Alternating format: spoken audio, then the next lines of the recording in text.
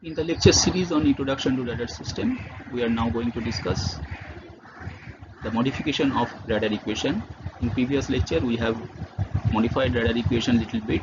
We have introduced number of parameters that would change the actual theoretically determined radar equation. In this lecture, we will add some more parameters to make the radar equation more close to the experimental results.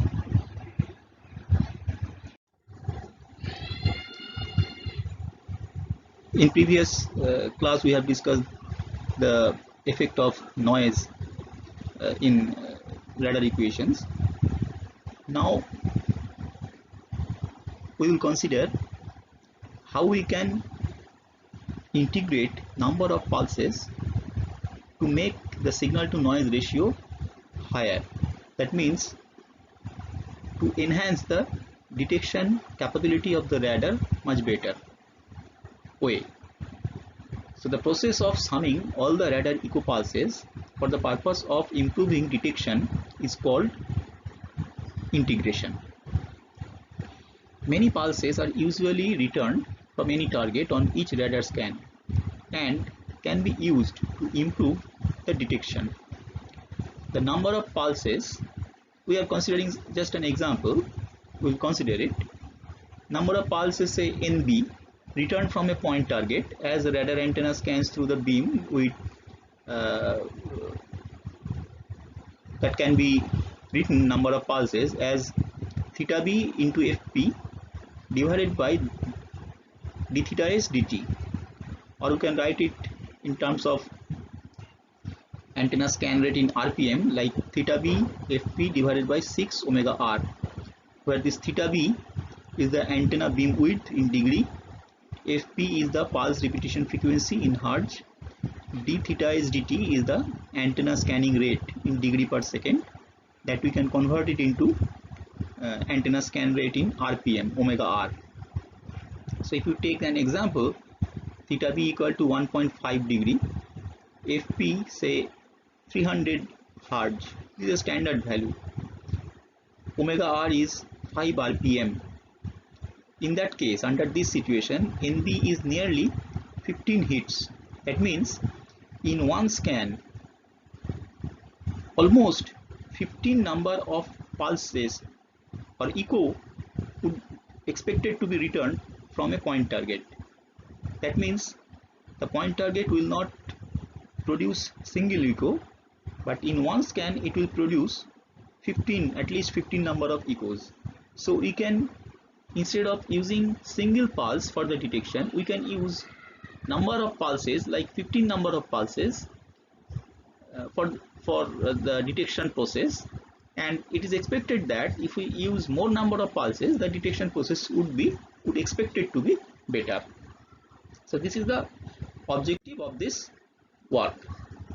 So integration may be accomplished in the radar receiver either before the second detector.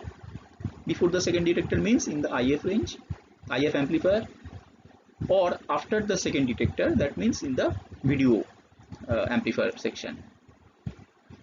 Integration before the detector is called pre-detection or coherent integration. Here the phase of echo signal is to be preserved if full benefit is to be obtained from the summing process. Integration after the detector is called post-detection or non-coherent integration. Here phase information is destroyed by the second detector. So post-detection integration is not concerned with preserving RF phase. Due to this simplicity, it is easier to implement in most applications, but it is not as efficient as pre-detection integration. Now if n pulses, all of the same signal to noise ratio were integrated by an ideal pre-detection integrator, the resultant or integrated signal to noise ratio would be exactly n times that of a single pulse. So that's the benefit we are going to get. If the same n pulses were integrated by an ideal post-detection device, the resultant signal to noise ratio would be less than n times that of a single pulse. So that means in post detection we have some loss in signal to noise ratio. So this loss in integration efficiency is caused by the nonlinear action of the second detector, which converts some of the signal energy to noise energy in the rectification process. Due to its simplicity, post detection integration is preferred many times, many times, even though the integrated signal to noise ratio may not be as high as that of pre-detection.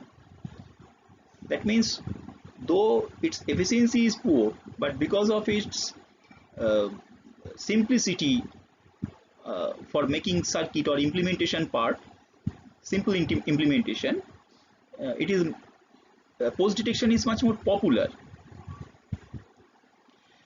An alert trained operator viewing a properly designed cathode ray tube display is a close approximation to the theoretical post detection integrator. The efficiency of post detection integration relative to ideal pre detection integration has been computed by Markham when all pulses are of equal amplitude.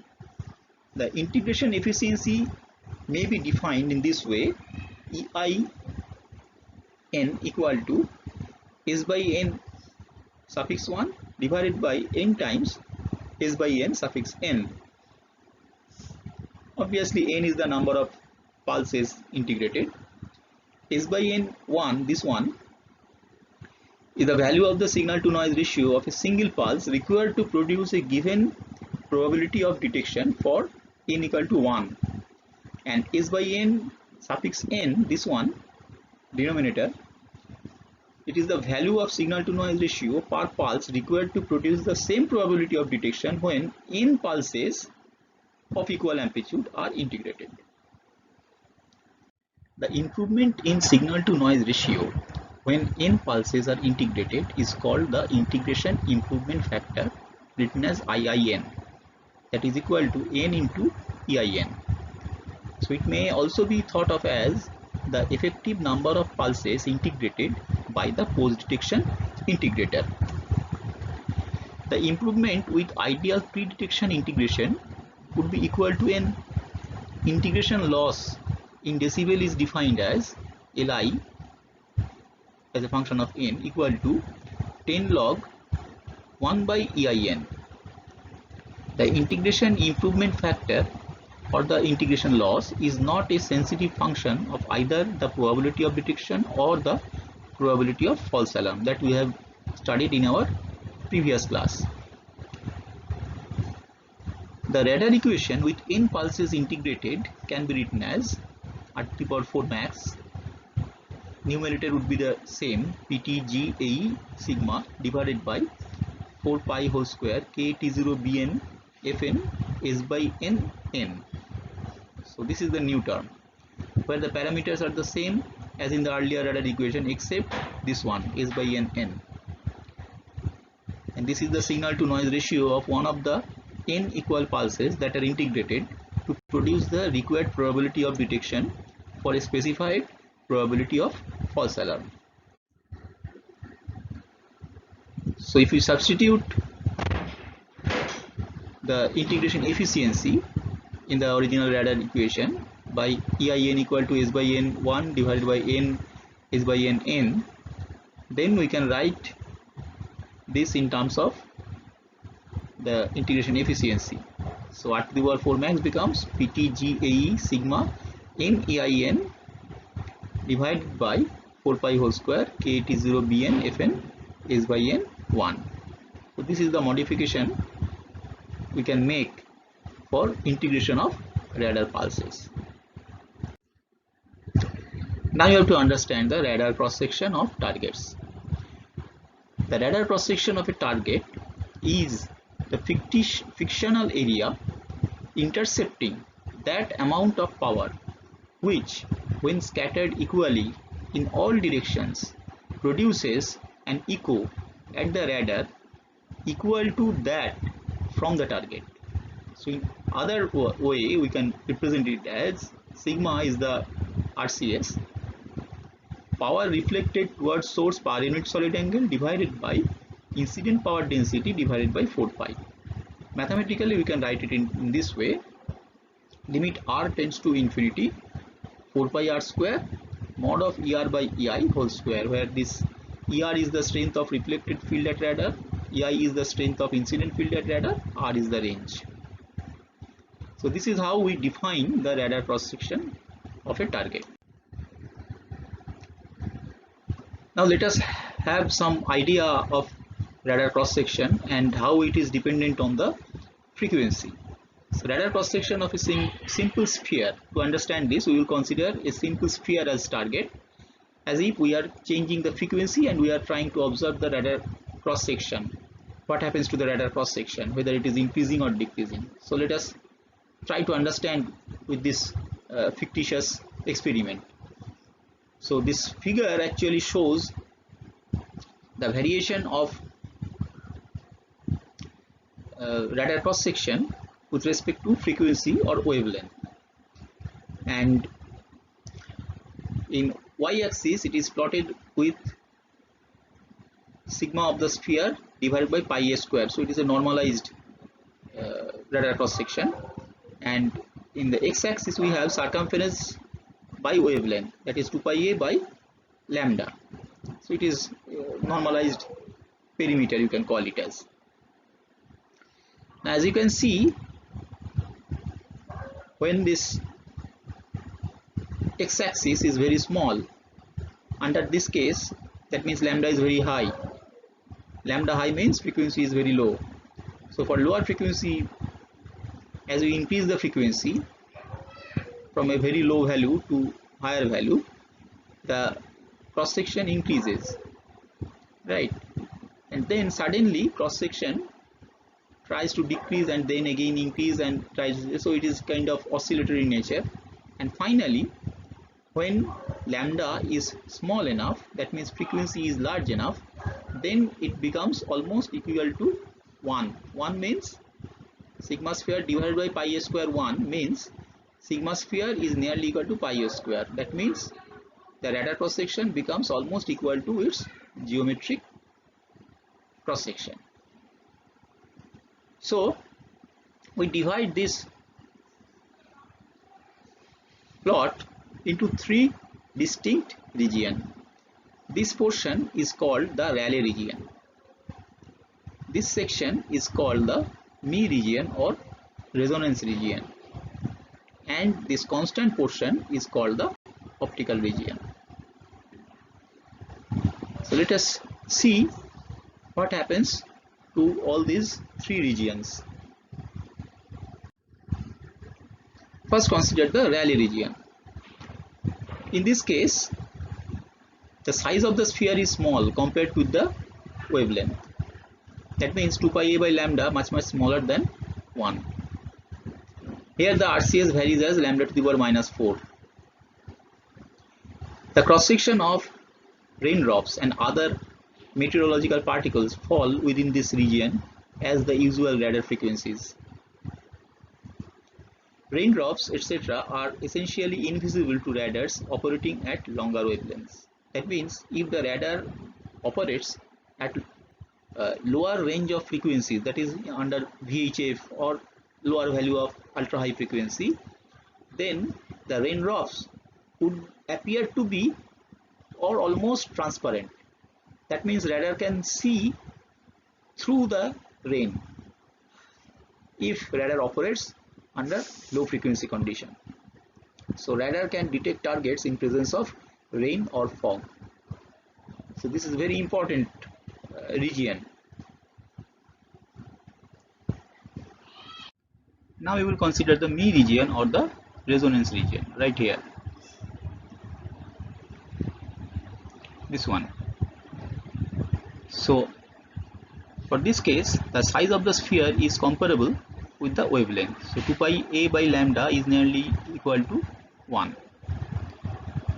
Here as you can see, RCS is oscillatory. That means sometimes the radar cross section becomes larger compared to its geometric area. Sometimes it is lesser, and it is dependent on the frequency. The peak-to-peak difference between the maxima and minima is more than 10 dB.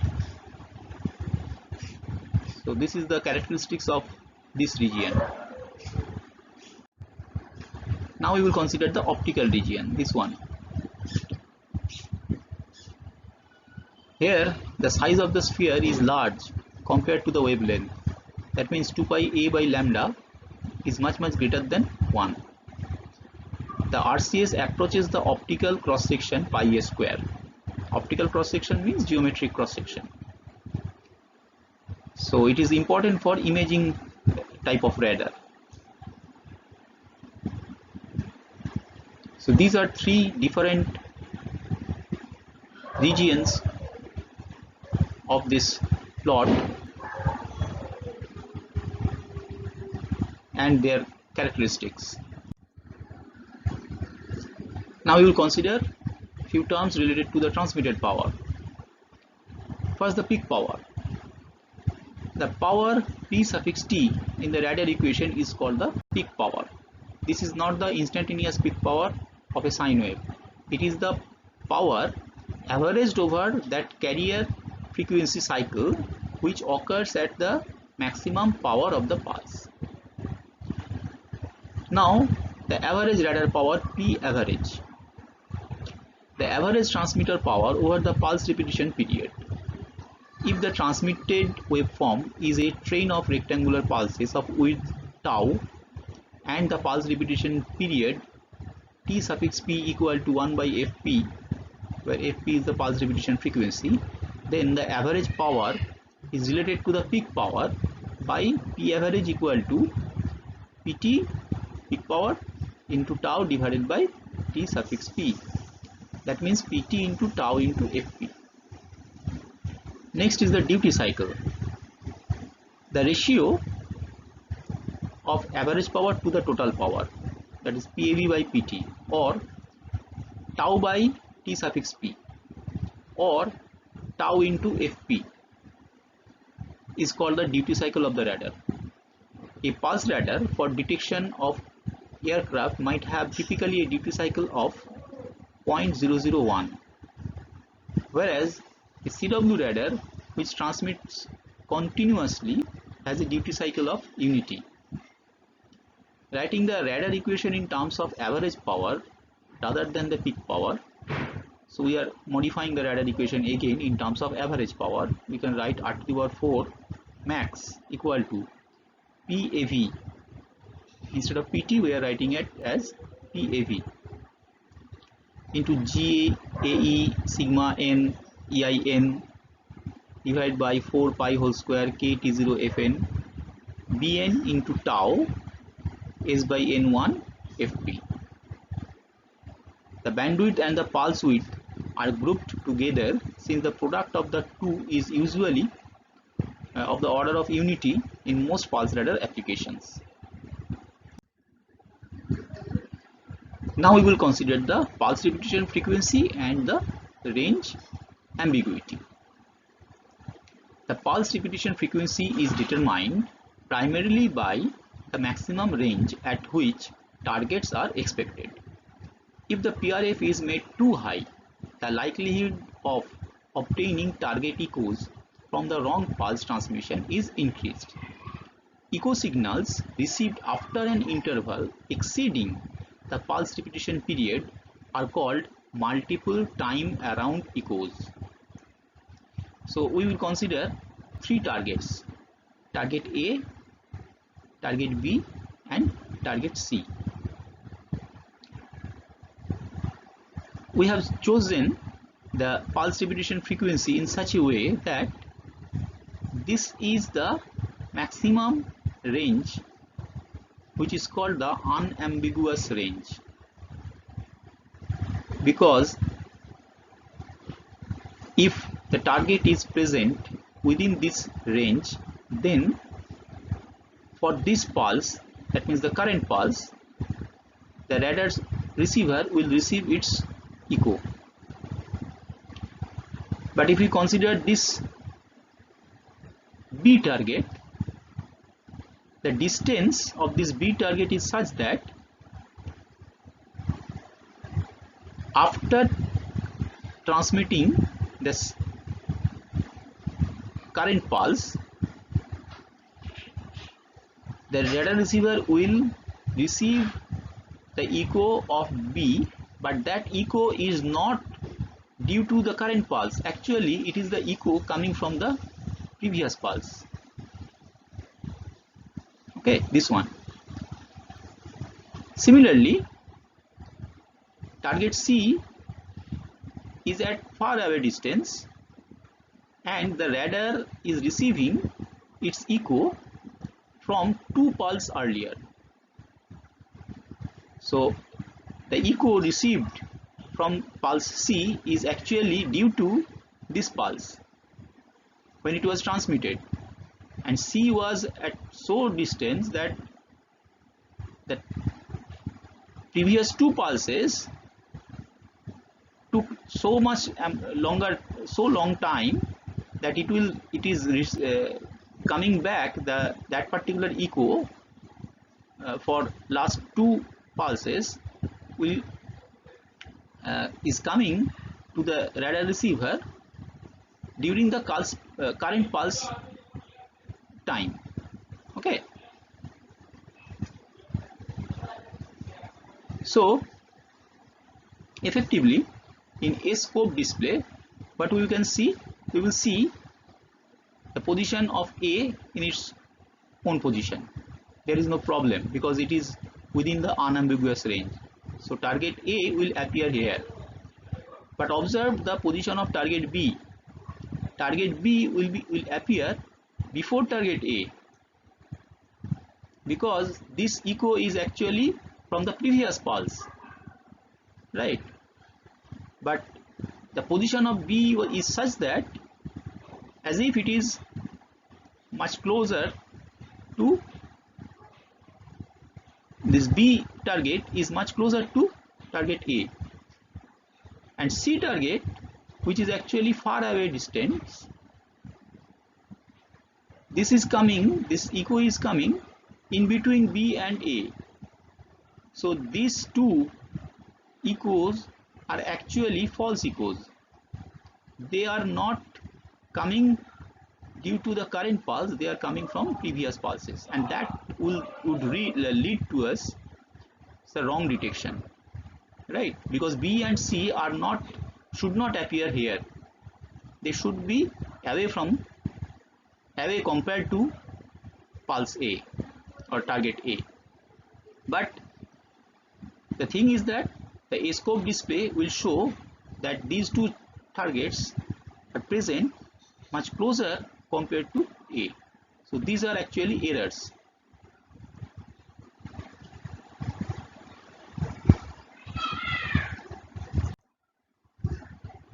So one method of distinguishing multiple time around echoes from unambiguous echo is to operate with varying pulse repetition frequencies. So what happens? We will actually trying to change the pulse repetition frequency. So the echo signal from an unambiguous range target will appear at the same place right here on a scope on each sweep, no matter whether the PRF is modulated or not. But the echoes from multiple time around targets will spread over a finite range like this one, because pulse repetition frequency is changing. So this distance and that distance, now they are not same, or this time gap, they are not same. So these multiple time around echoes will spread over some period of time, or if you plot it in terms of range, it will spread over some range.